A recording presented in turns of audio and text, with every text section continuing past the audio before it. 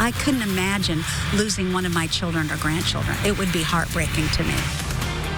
A grandmother is pushing to make an intersection safer, not only for her family, but for all drivers. We're working for you to get answers. The worst thing that could ever happen.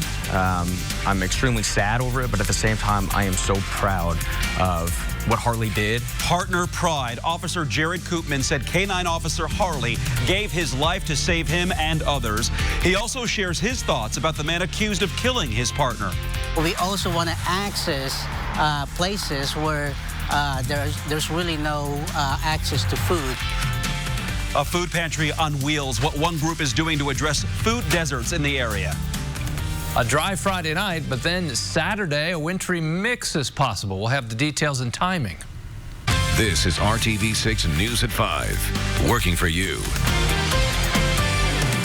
Good evening here at 5 o'clock. I'm Mark Mullins. RTV6 is working for you, getting answers for a grandmother who is worried about the safety of her grandchildren and other drivers at a southeast side intersection. She says drivers are making a careless choice at Shelbyville Road and 5 Points Road, putting other drivers' lives at risk. RTV6's Nicole Griffin is taking these concerns to city leaders. Driving up to this intersection at Shelbyville Road and 5 Points Road is clear during the day that it's a four-way stop. People keep running the stop signs in Franklin Township because they don't pay attention. Mary Arnold has lived in the area for 42 years and says she's concerned about the number of careless drivers. Over the decades, she recalls seeing several bad crashes. 3 fatalities at this very corner. The intersection where Mary wants to see safety improvements is the same intersection where 18-year-old Isaac Oldham was killed. I talked to his mother, who says she's aware of those concerns that Mary and other drivers have, but she wants to be clear Isaac's death was caused by a reported drunk driver. Mary tells me she knows at least 2 other people killed at this same intersection. I have 7 grandchildren. One of my grandchildren lost her best friend here, so I just hate to see that happening to somebody else. Before Oldham was killed, IMPD says between 2009 and 2018, there were no fatal crashes here. But I took Mary's concerns to City County Councilor Brian Mowry, who says he is now pushing for safety improvements. He wants to see solar lights or reflective strips around the stop signs and has informed the city of the need at this intersection and others in Franklin Township. Mowry says he hopes the city does the right thing and ensures that safety remains of the utmost importance. Working for you on the southeast side, Nicole Griffin, RTV6. And tonight we are getting a response from the Department of Public Works. They plan to install additional stop signs on the left side of the road across from the existing stop sign on the right side. This will create 4 double stop intersections. There will also be stop ahead signs to warn traffic. A spokesman says at this time they cannot recommend using LED stop signs since there isn't enough crash data to indicate that this is a low visibility intersection. Typically, that is what LED signs are used for. Well, today, the Fishers police officer who lost his K-9 partner in the line of duty is speaking out with pride and gratitude for the sacrifice his partner made for him, his family, the department, and the community. Officer Jared Koopman and K-9 Harley were partners for 4 years. Harley was shot in the head last week during a manhunt for a suspect. Today, Officer Koopman remembered his partner with a mix of sadness, pride, and gratefulness. He is certain Harley saved his life and the lives of other officers that night. I keep thinking about the times that I'm outside with my family and thinking about Harley just chewing on his toy while the boys are playing around and my wife's outside. And I think Harley said to himself, they need you more than you need me. So that's what hits home to me, and I'm grateful for Harley. And at the end of the day, his job is so I can go home with my boys and my wife. Officer Koopman has not returned to work yet. He's taking it day by day and honoring Harley. He does plan to return to the K-9 unit and get another partner in the future. Koopman said that he forgives the man accused of shooting Harley, saying he has to live with what he did, and Harley came out a hero. Richard Garrett is the man accused of killing Harley. He faces multiple charges. Officer Koopman also expressed thanks for the outpouring of support he and the department have received from so many people. This display shows just a few of the messages, colorful drawings from children, and other tokens the department has received to thank Harley and Officer Koopman for their service. This week, we've been telling you the story of a family's fight for tougher penalties for drunken driving after an 18-year-old was killed this year. Now an Indiana lawmaker is responding to the family's requests. Indiana is one of 14 states that doesn't require an ignition interlock device on the first drunk driving offense. The device is a breathalyzer inside a person's vehicle that prevents them from driving if their blood alcohol level is too high. Indiana law allows for installation on a person's vehicle just for repeat DUI offenders. Mothers Against Drunk Driving is pushing for all 50 states to have the law for all offenders. Republican State Representative Wendy McNamara of Evansville said she understands the push for the law, but it should also come with a way to rehabilitate people. What happens a lot of times is people who will drink and drive, like I said, they're going to be repeat offenders, and unless you stop the desire for the alcohol, you're not going to stop the problem of them drinking and driving. McNamara says she does not plan on introducing a drinking and driving related bill in the 2020 legislative session. When the bills are announced, we'll let you know what law changes could be in store for Indiana. A reprieve this weekend for some major closures on I-465 due to the weather. We received an update from INDOT this afternoon. Weekend work on these areas are canceled. 3 lanes of I-465 southbound from 71st to 56th Street on the northeast side. 3 lanes of I-465 north and westbound from 56th Street to Allisonville Road.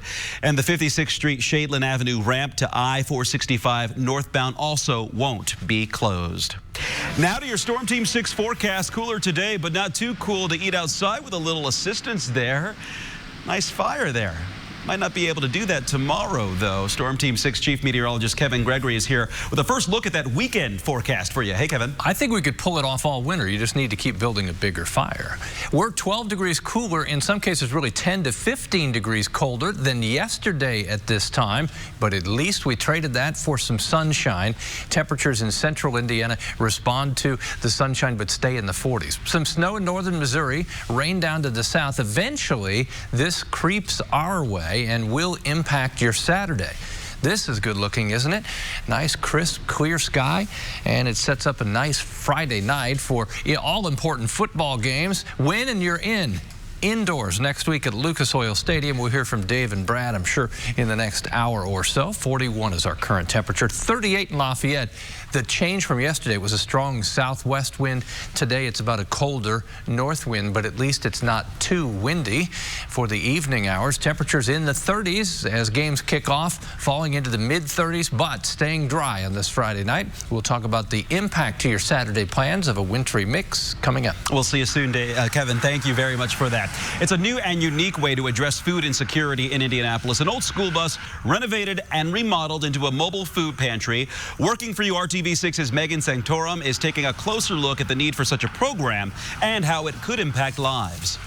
This old school bus is now being called a mobile grocery bus, and the inside looks a little different. We'll be able to help the people in the food desert areas. The seats are gone, shelves and coolers now take their place. The goal is to fill the bus with food and take it to the neighborhoods that need it most. According to information from IUPUI, more than 22% of people in Indianapolis live in a food desert, or neighborhood where most people are more than a mile from the grocery store. What we're excited about is that the possibility that we can bring the community together in from one place to another. Not only one organization doing it, but actually partnering with churches who have the heart to help. The First Church, Greater Works on 62nd near Allisonville. Senior pastor Thomas Johnson says the bus will be in their parking lot tomorrow morning for the first food pickup event. This is actually going to be a tremendous, we hope, is a tremendous assistance to people, especially those working parents or those just who may struggle during this time of year. So far, the whole project has been funded through donations. Working for you, Megan Santorum, RTV6.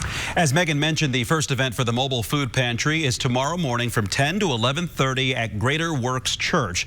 That's on 62nd near Allisonville. We'll have the address and more information on our website. Well, the Colts get a couple extra days off this weekend, but they'll be thinking a lot about last night's loss in Houston. It suddenly makes the road to the playoffs a lot tougher. Here's Brad Brown with more on that. After last weekend's impressive showing against Jacksonville, Thursday night was a big step back for the Colts offense. Just 129 passing yards for Jacoby Brissett, and a lot of wondering what could have been on the wrong end of a 20-17 loss in Houston. You know, just playing soft coverage and keeping us in front of them. You know, obviously what we did last time when they obviously saw that, but you know, we're running the ball well, so it's hard to abandon that at times, and I mean, they just made more plays than us. The Colts seem to have made a huge defensive play in the final 2 minutes. An apparent fumble by the Texans looked to be recovered by Darius Leonard, but without an official replay, the ball stayed with Houston, and they were able to close out the final minute. I didn't see the review. They didn't show it on the scoreboard. You know, they didn't show it on the scoreboard. I'm not sure why, but you know, they showed it in our coach's box. The officials, and I was trying to get them to review it, but the officials on the sideline told me it was being reviewed, and then the Texans called timeout, so it was inside of 2 minutes, so that gave them in New York even more time to review it. So obviously they saw it and didn't think it was a fumble. The standings now swing firmly in the Texans' favor. They take a 1-game lead for the division's top spot, and with the teams splitting their regular season games, the tiebreaker could go way down the list at the end.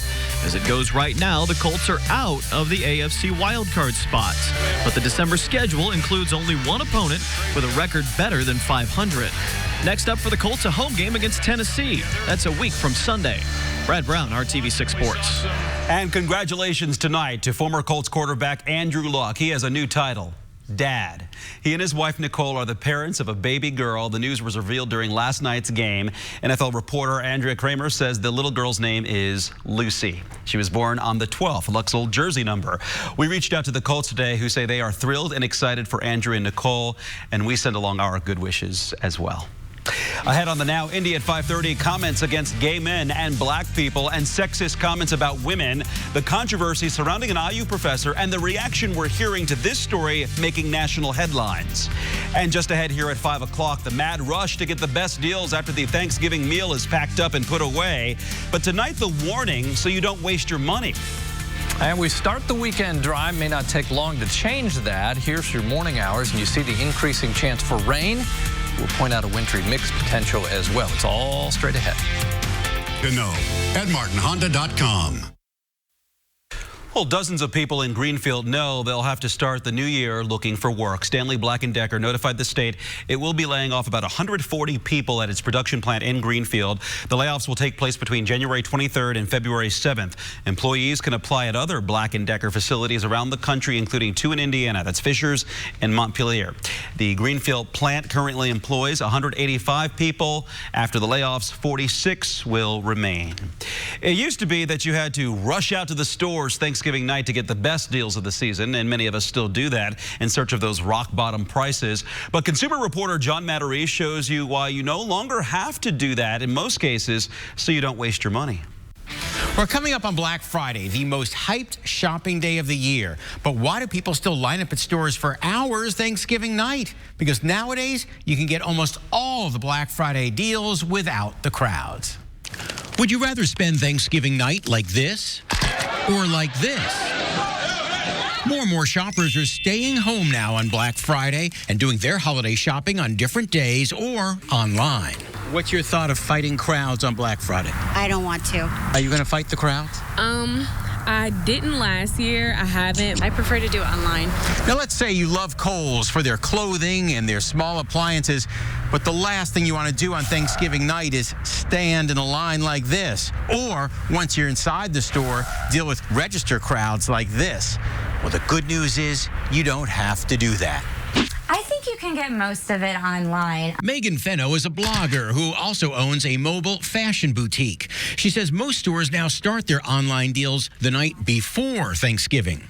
I mean, JCPenney has online-only deals that are effective Wednesday evening through Black Friday, and a lot of the stores, such as Macy's, have online-only deals. So why go out Thanksgiving night? Electronics. DealNews.com says physical stores will still have the lowest TV prices, like 65-inch sets below $350. Thursday night can also get you a $200 bonus gift card and an iPhone 11. Half-price video games and Xbox Ones and PS4s as low as $179. But Deal News says you'll find lower prices on Cyber Monday at home on toys, clothing, and beauty products. Megan's final tip for that online shopping: download a price alert helper like Honey or Camel.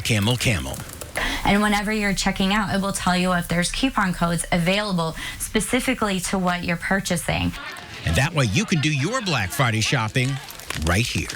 Now, if you're on a big screen 4K TV for $250, you might find that only in the store. But almost everything else you can find online. So you don't waste your money. Working for you, I'm John Matteries for RTV6. People like that chaos, though. Kevin's here now with a look at your Storm Team 6 forecast. And I got to say, it was nice to see the sunshine again today. It's still there, but not for long. I'm trying to stand perfectly still. It looks like I've got someone on my shoulder You there. sure do. Look, he's just splashing puddles. It's puddle ducky, but he'll only be in a puddle for one day, and that's tomorrow, with the chance for rain pretty high, especially southern half of the state. May mix with some melting snowflakes. Our temperatures will be above freezing, but that's on the menu. Okay, 4 different boxes to look at. Beauty on this Friday evening. Lower left, Bloomington. Tomorrow will replace sunshine with showers. If you're tailgating for the game, it looks like the more persistent, heavier rain showers will be before the game, so maybe that's a positive. You just got to figure out how to stay dry beforehand. Out in Putnam County in the upper left, already going dark, and the temperatures tonight with skies clear will fall into the 30s during the evening hours if they're not there already. In many spots they are. 39 in Greencastle, 38 in Lafayette.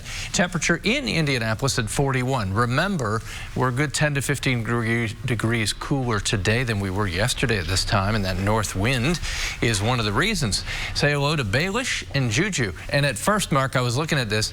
These very well may be invisible fencing collars, but they could also be YouTubers, and these could be their cameras. Watching each other. Yeah, look at them. Yeah, we'll find out. They're going to be talking about being on TV this evening.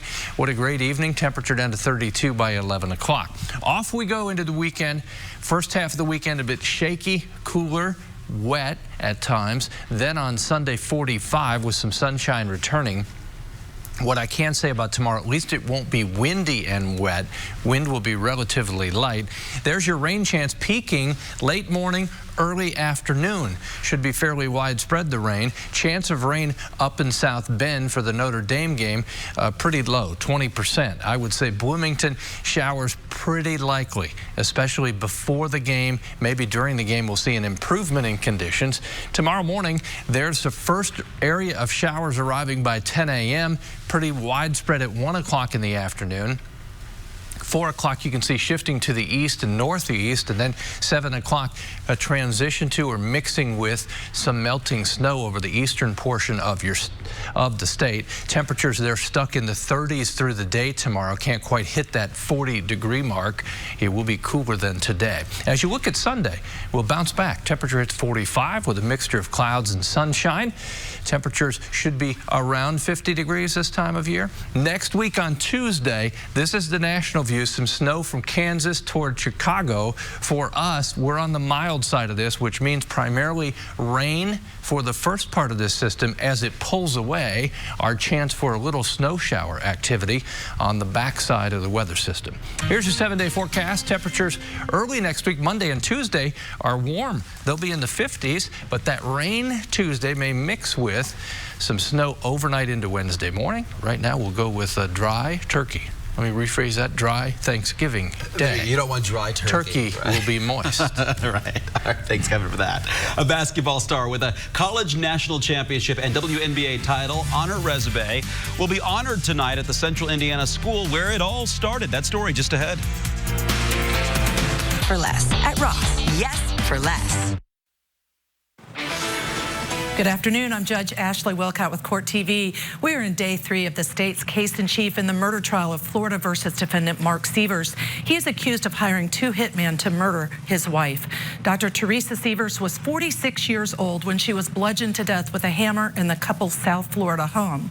Her husband, who is on trial now, was away with the couple's 2 daughters when Jimmy Ray Rogers and Curtis Wright went into the home and killed her. Recently, Rogers was convicted in a jury trial of second-degree murder. Wright made an agreement with prosecutors, pleading guilty and agreeing to testify against Rogers and Sievers in exchange for a 25-year sentence. Curtis Wright spent yesterday afternoon on the witness stand where he described the plot to kill Dr. Sievers at Mark's request. This morning, he was recalled to the stand for cross-examination. As always, count on Court TV for gavel-to-gavel coverage. I'm Judge Ashley Wilcott. And back to you in the studio. She was a star at all levels of basketball competition in Indiana, high school, college, and the pros. And next week, Katie Douglas's high school alma mater will honor her in a big way, retiring her jersey. Douglas graduated from Perry Meridian High School in 1997 and represented the school as an all-star. In 2001, she led Purdue to a national championship and was named Big Ten Player of the Year. In the WNBA, she went to the finals 4 times, finally winning the title with the Indiana Fever in 2012. Now to honor all of those accomplishments, Tuesday is Katie Douglas night at Perry Meridian High School. Her number 23 jersey will be retired at the end of the girls' game against Southport. And by the way, tip-off is at 6 p.m. Congratulations there. All new at 6 p.m. here on RTV6, a mom does a double take in the bathroom and finds something sinister. Why this man is now facing charges after an incident at the Monon Bell football game. But first on the Now Indy, a blue ribbon celebration for one of the top schools in the country, and it's right here in Indianapolis. You're watching RTV6.